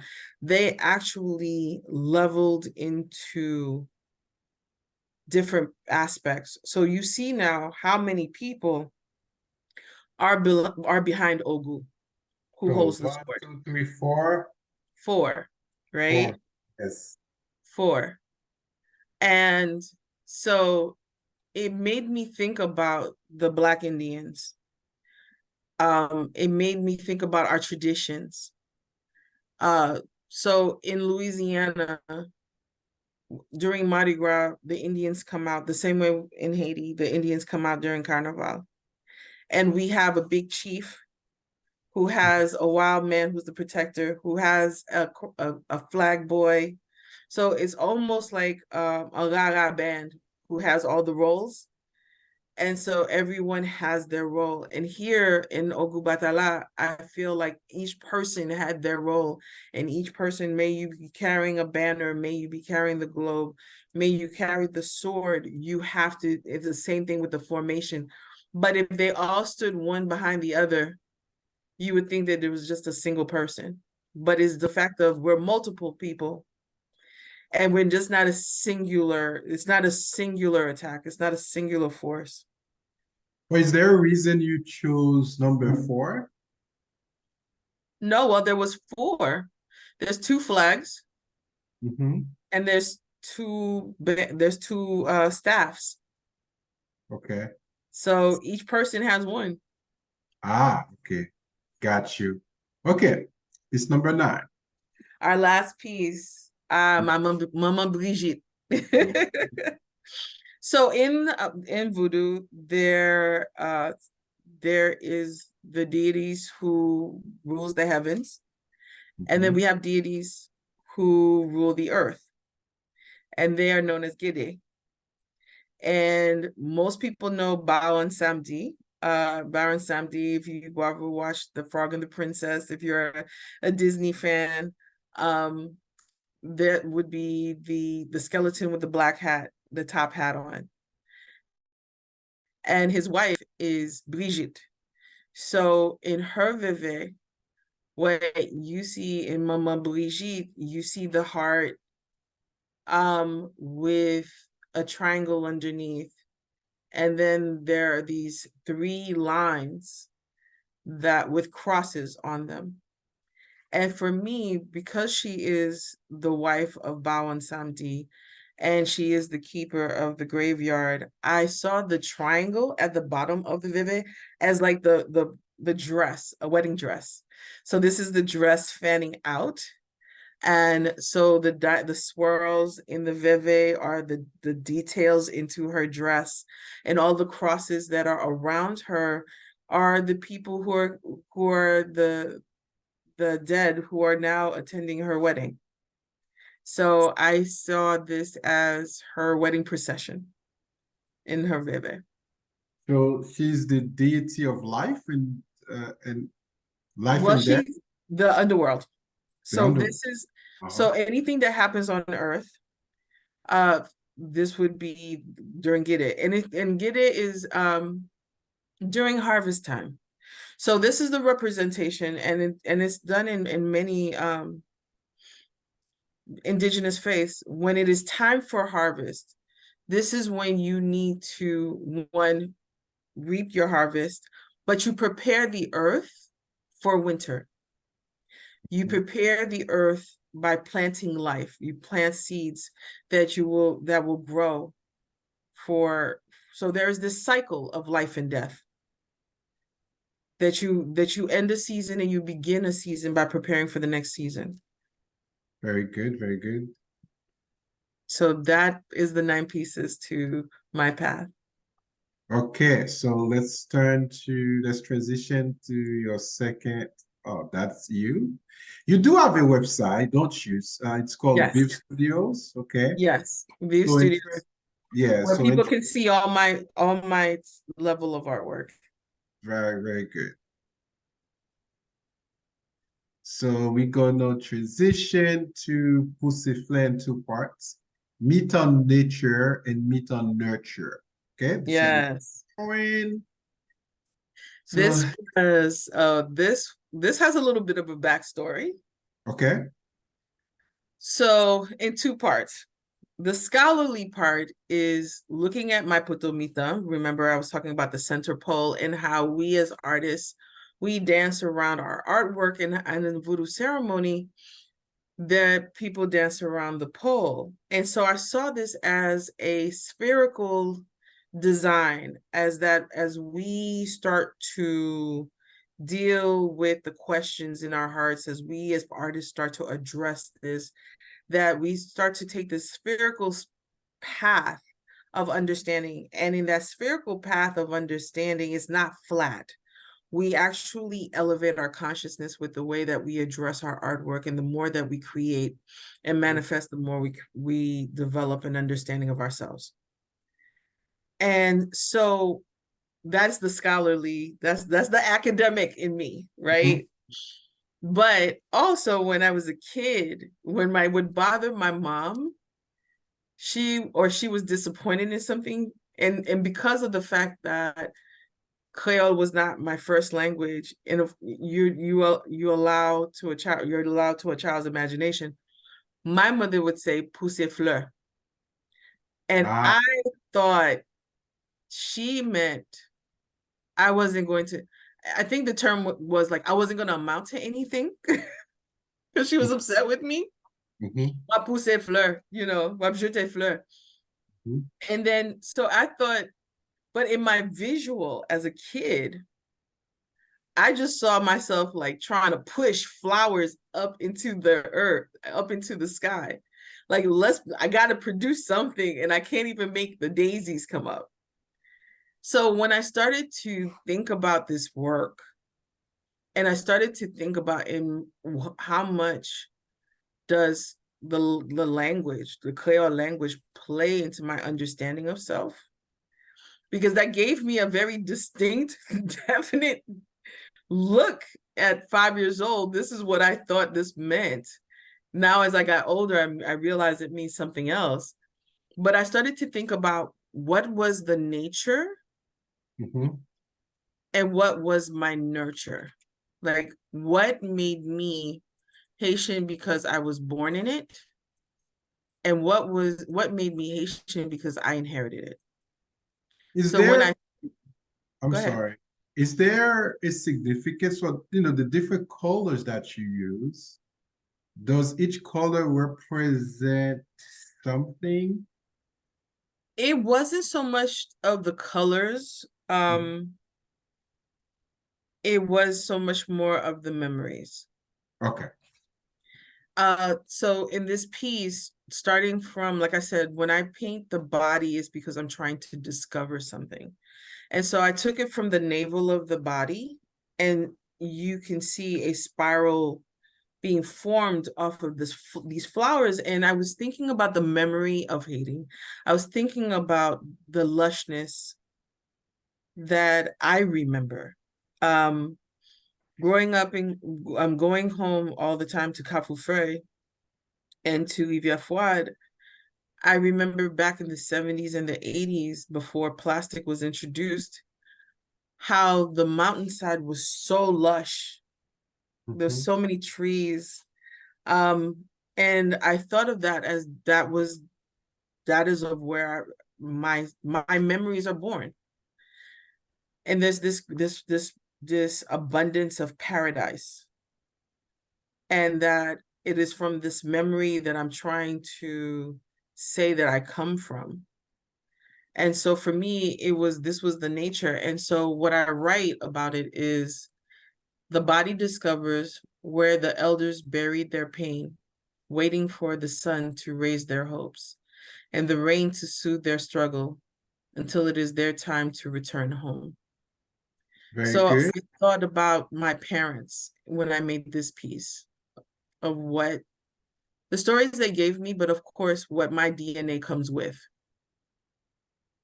Okay. And then we move to the next piece, which is Pouse Nurture. Fle I, Mitan nature.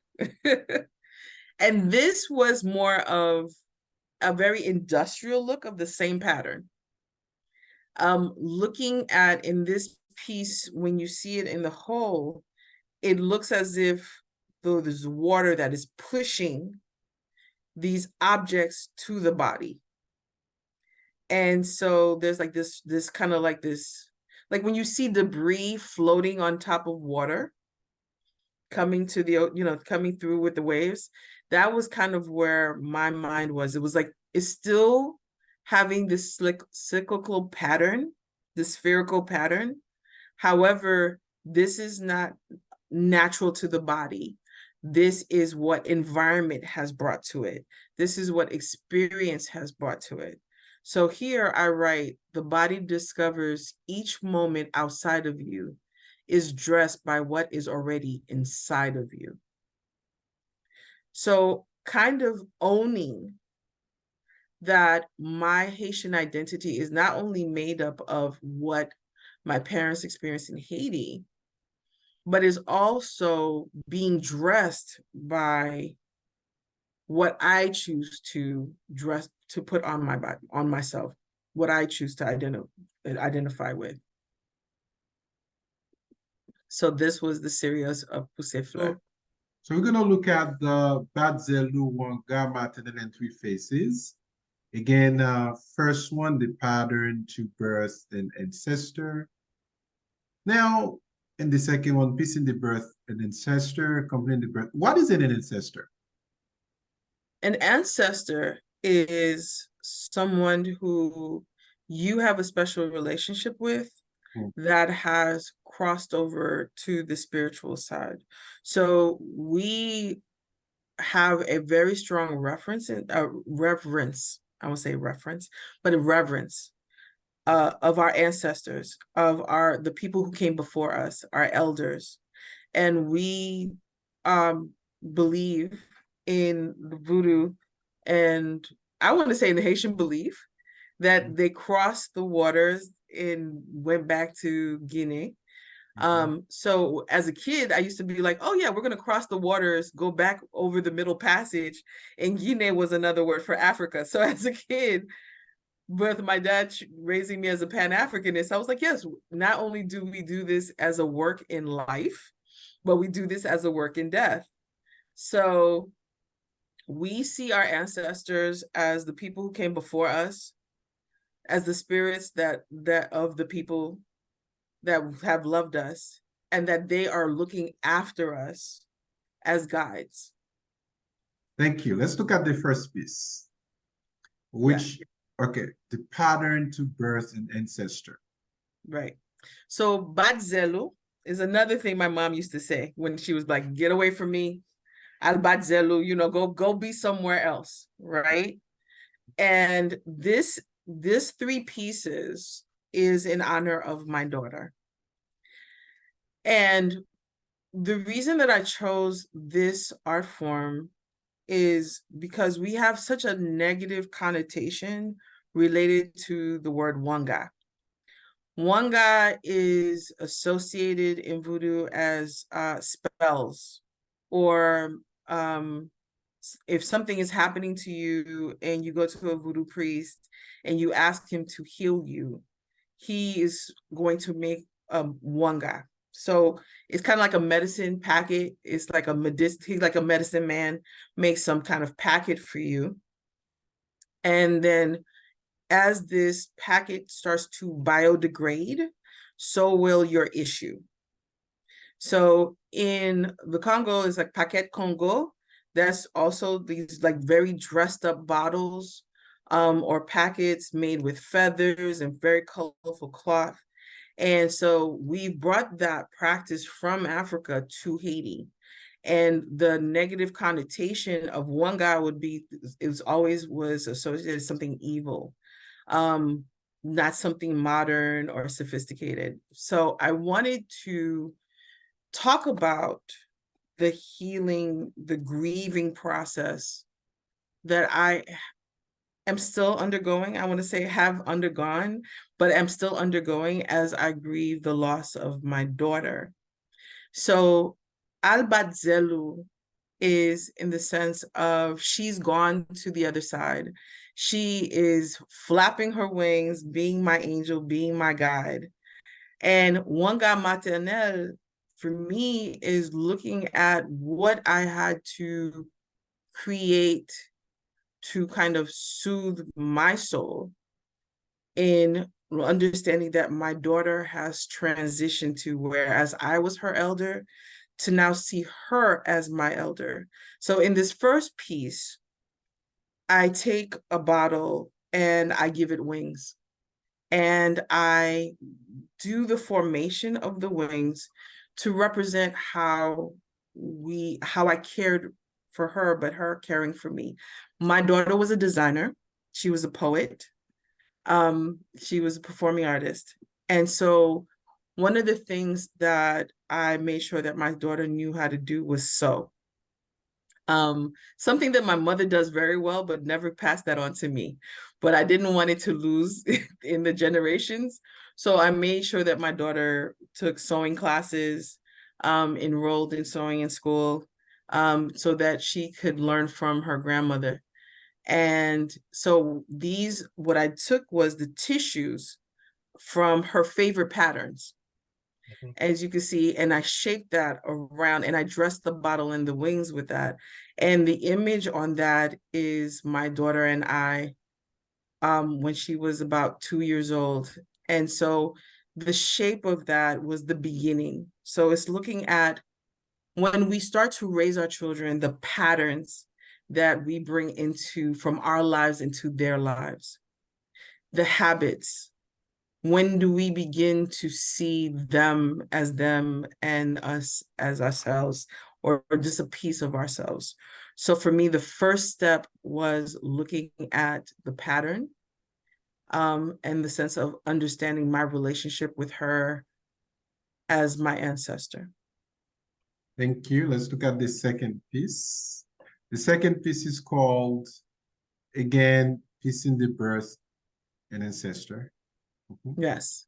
So now I've moved the bird from going from this protective space to now a learning space. So thinking of a bird learning to span its wings for the first time, learning to stand from the first time, leaving its mother. And I saw this as piecing it together. I took from the patterns, now I took pieces of cloth from Kaya's stash of clothes that she would sew from. So it was all of her favorite materials. And then, so the image is she and I when she was in high school, excuse me, more middle school. And so I took that as where she was starting to spread her wings, establishing her spirit beyond my protective gaze. And so therefore I felt like it was like piecing it together as opposed to just the pattern. Now we are actually dressing it. Now we're actually giving it color and movement. But it looks like she's over your shoulder. Yes. Okay, yes. Behind me. So we were at Sears and we were taking we were taking pictures together, and the photographer asked her to lean over me, over my shoulder. So in a sense, I felt like this was just a continuation of her being trained to becoming that ancestor. Very good. Let's look at this third piece.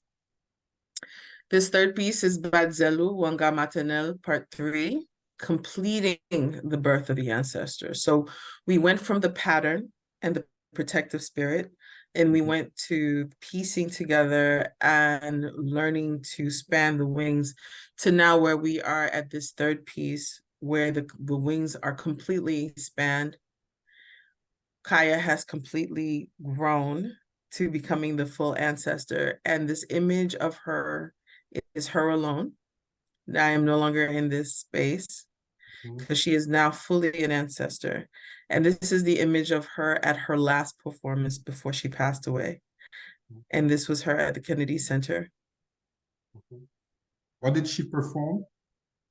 She was a spoken word artist.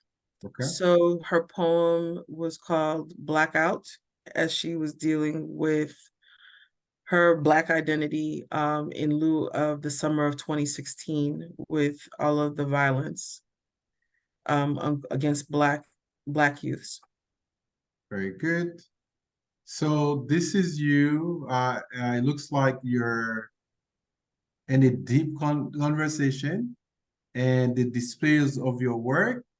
Some of the pieces we went over. Yes. Where were you? So this is you as the scholar, artist, and intellectual, of course. Yes. All three. This was at the Haitian American Museum of Chicago. The museum did a series and they were looking at the vives. This was moderated by Dr. Mario Lamotte. And I'm sitting between two dancers, Linda Francois and the other lady from Guadeloupe. I'm sorry, her name escapes me right now. But we were talking about how we incorporate the veve in our work and in our identity. And the dancers were talking about how the veve with the drums and the voodoo ceremony, how that kind of influences their contemporary work. And I was talking to the audience in this moment of looking at how the veve inspires me as an artist to bring that kind of work into the classroom of how I see myself in this process of not seeing just one deity, but just really seeing all of them. And as they talk to me, I paint them and I try to understand them not by the folklore or the narrative of them, but really by the lines, because before the story, there was the line. So let me stop this. Thank you so much for, now, we've been talking for 2 hours. I do have an interest, yes. This is such a great conversation. But I do have perhaps a last question for you. Okay. Now, and of course, we've been talking about art in general, your art, your artistic expressions, the way you see life, the way you understand the relationship between art, life, the Haitian experience, and Haitian spirituality, more specifically Haitian Vodou. I'm trying to think about the relationship between art and the common good, right? Okay. The common good for all people. So that's the first piece. The second one, and I'm trying to imagine the role of Haitian art, your art in general, can foster a positive image of Haiti, also contribute to national transformation. Now, let me try to wrap myself around this question. I know. You're making me immortal to be like to answer that. Well, I know. And not to say that it doesn't have an answer, and it should have an answer. Yeah. The question is, I know that it's not going to be enough in my lifetime to answer it, but it is an effort worth making. No, I'm thinking about healing, right? The process of healing right now at this moment, as you know, as a people, we're going through some terrible challenges, right? Yeah. But how does your art contribute to the healing process? I want to Our say collective healing process. a collective healing Yeah. process. It really Yes. does, and it really has to be like I said, we're not singular. It's a Yes. macro, it's a micro, it's a multifaceted effort Mm-hmm. to have a holistic healing of this. Mm-hmm. And it is not in erasure, and it's not in forgetting, and it's not in keeping silence. The one of the things that I can say, I understand that there is a level of trauma that my parents went through coming here. And I had the blessings of having parents who talked too much. So they didn't realize I was listening to everything they said. But I have peers whose parents did not talk at all. And they have such a hunger to know the Haiti that I know. I have cousins in my own family who's like, I wanted to go to Haiti, like you went to Haiti, but my parents wouldn't let me, or just all they heard was the negative, right? All they heard was the negative. And what art does, what art is able to do, and not just Haitian art, not just voodoo art, period. In general. Yeah. Just in general, art. And this is the problem I think our culture has. It's a disservice for us not to value its power. We as a people have been very utilitarian, that we're like, okay, well, if you need to have those good jobs, the secure, what is a piece of work on the wall going to do for me when I'm hungry, when I'm this, when I'm that, so we figure that our basic needs need to be covered, and we forget how much the visual heals us, right? We don't talk about it. But I have been, in my past life, worked in disaster recovery long enough to see the design of art, to see how when you are faced with man-made or natural-based disasters, the first thing that people want and need to do is to go back to a sense of normalcy. And when you are looking for that normal, it is what you see that confirms that you are there. Not what you say, not what you put in your back pocket. It is that normalcy. And so, having lived in Louisiana through a lot of disasters, when we knew that we could hear the sounds, smell the smells, see life, and that is a very visual healing.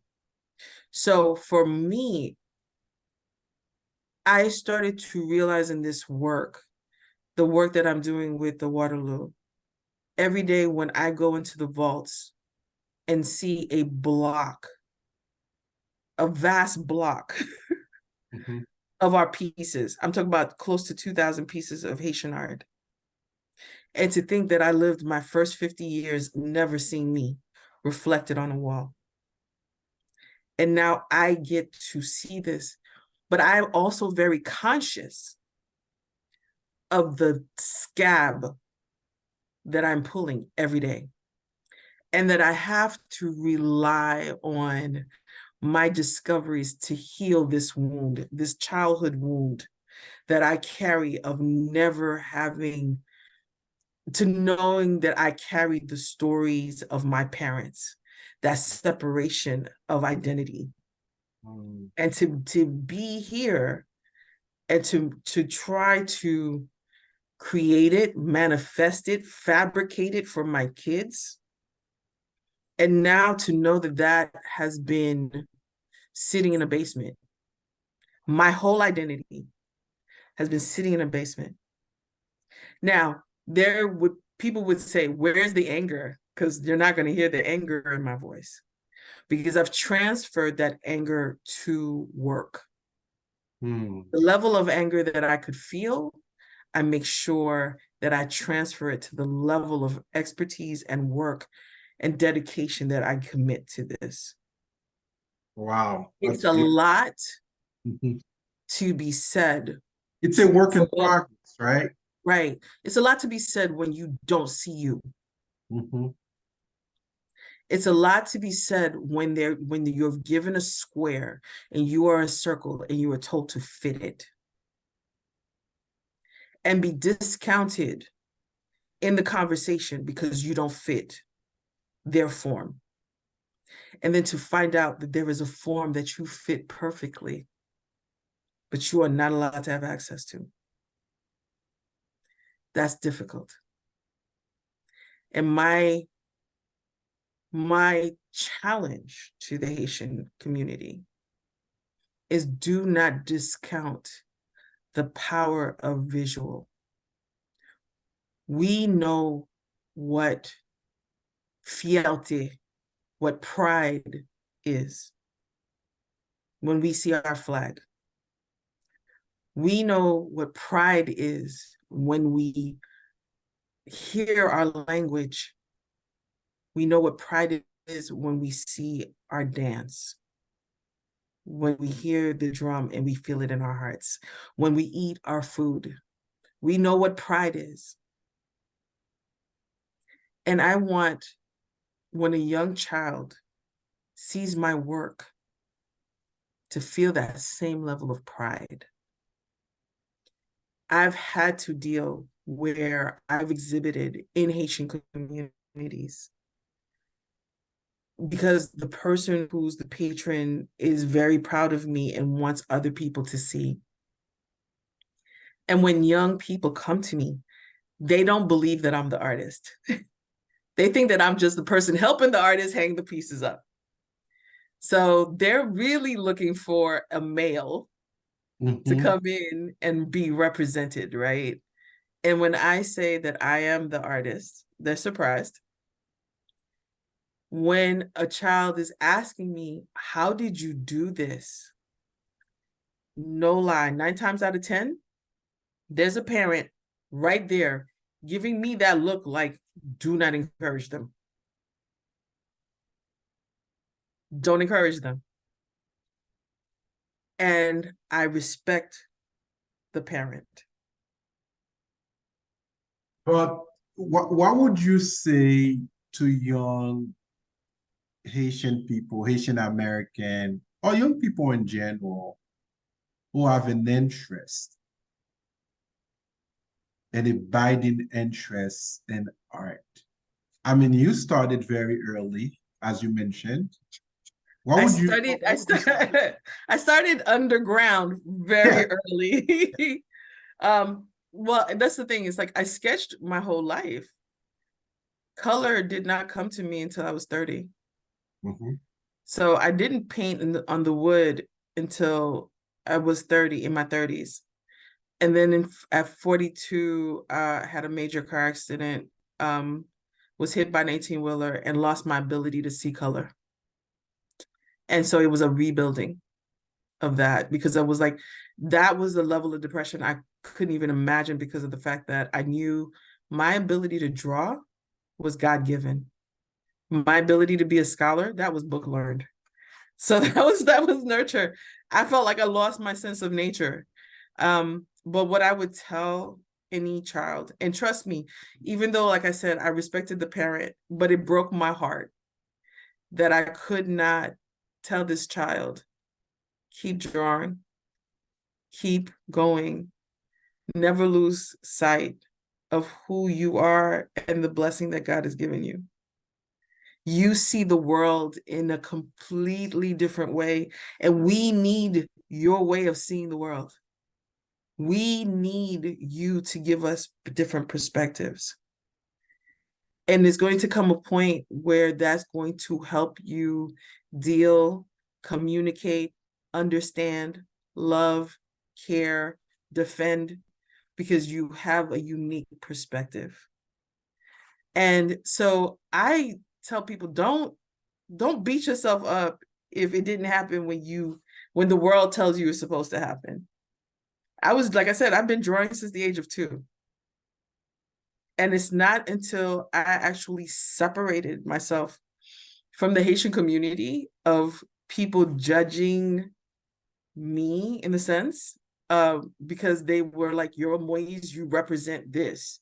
You're Petrouchka, you represent this. My artistry is all about discovery. So there wasn't this prescribed narrative that I needed to meet when I moved into Louisiana. So I got to be all the best parts about being Haitian. I got to be all of the greatest aspects about being Haitian in one breath. And it allowed me to open up and discover myself. So I tell people, I was like, no, you're always on time. Don't worry about it. There's no such thing as late. So just keep going. Beautiful. Dr. Petrouchka Moise, thank you so much for sitting with me at the Center for Faith, Reason, and Dialogue for this great conversation. I know I've kept you for 2 hours, but who's counting? No, but thank you so much for this opportunity. I don't get to talk about my work very often, but it very much is the way that I now feel very honored to say I am a Haitian artist. Very good, very good. And we want to tell our audience, our listeners, thank you for your attention. This interview will be published soon on our website, fitreason.com, also on our YouTube channel. Again, everybody, au revoir, hasta mañana. Dr. Moise, I hope you have a wonderful week. Hey, Bobo. I want it to be. Yes, thank you. Thank you.